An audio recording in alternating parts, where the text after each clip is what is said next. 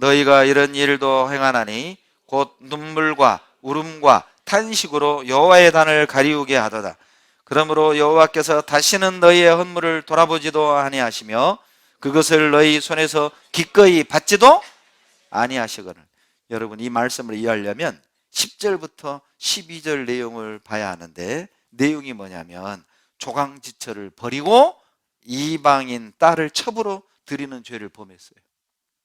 이스라엘 백성들이 자기 조강지처를 버리고 이방 여자를 첩으로 드리는 죄를 범하고도 13절에서 하나님께 예물을 드리러 온 거예요. 죄를 지어놓고도 아무렇지도 않게 예배 드리러 온 거예요.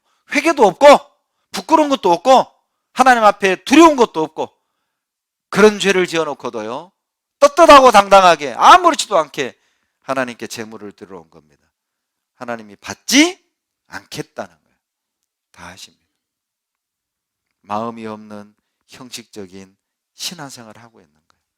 그것에 이스라엘 백성들이 너무도 익숙해 있는 겁니다. 아마 처음에는요, 이방 결혼을 하고 성전에 제사 들어갈 때 막 몰라요. 덜덜덜 떨었을지도 몰라요. 그런데 한 번 가고 두 번 가고 세 번 가면서요, 익숙해진 거죠. 익숙해지니까 이제는 두려운 것도 없고 떠는 것도 없고 미안한 것도 없고 아무렇지도 않게 당당하게 제단에 제물을 드렸어요. 하나님이 받지 않겠다. 여러분, 마음이 없는 것은, 마음이 없는 신앙은요, 하나님의 마당만 밟고 돌아가는 거예요. 여러분, 마당이 있고 성소가 있고 지성소에 있었잖아요. 지성소에 하나님이 임재하셨죠. 그런데 마당만 밟고 가니까 지성소를 못 들어가는 거죠. 즉 하나님과 깊은 교제를 못 하는 거예요.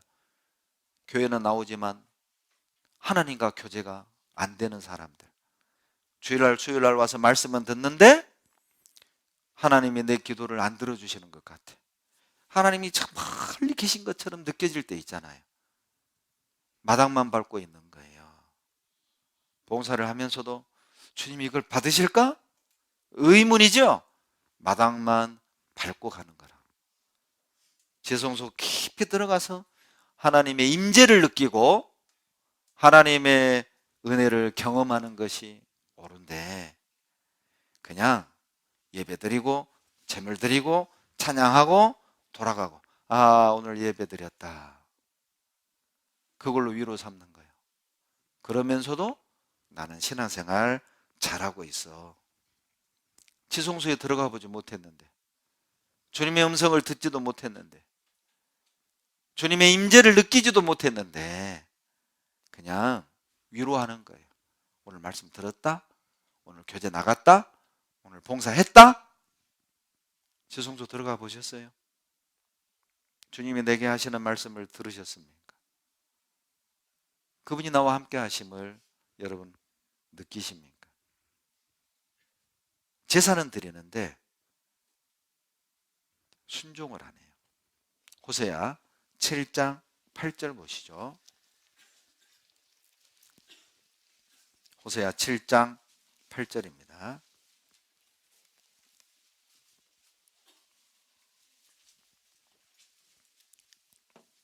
(7장 8절) 구약 1262페이지 같이 읽습니다. 에브라임이 열방에 혼잡되니 저는 곧 뒤집지 않은 전병이로다. 여러분, 전병을 뒤집지 않으면 어떻게 돼요?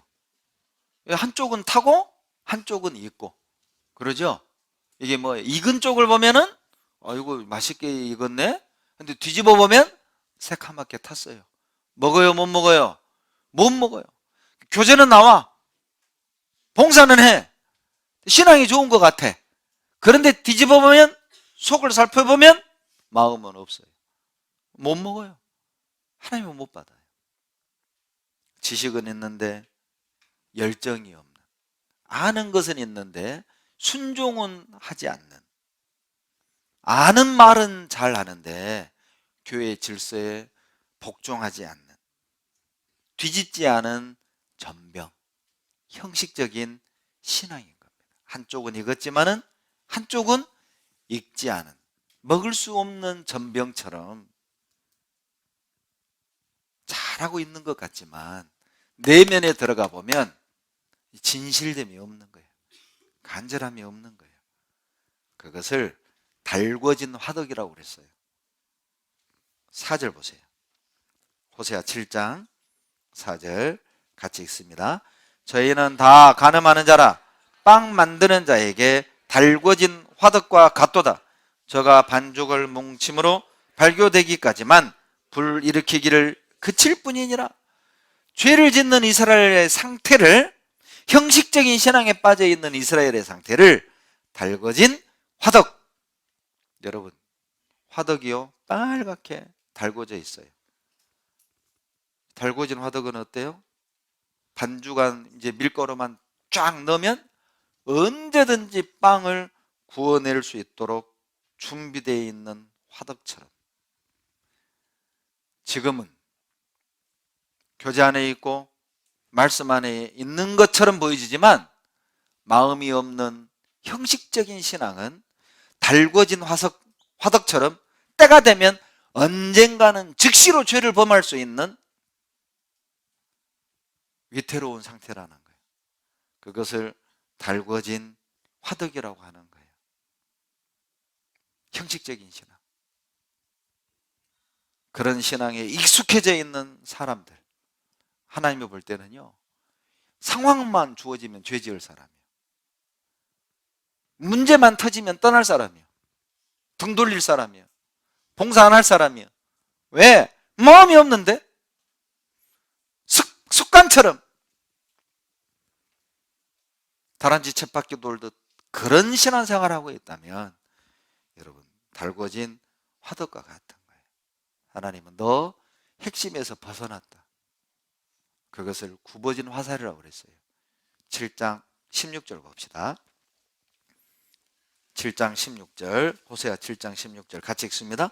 저희가 돌아오나 높으신 자에게로 돌아오지 아니하니 속이는 활과 같으며 그 방백들은 그 혀의 거친 말로 인하여 칼에 엎드러지리니 이것이 애굽 땅에서 조롱거리가 되리라. 화살이 날아온단 말이죠.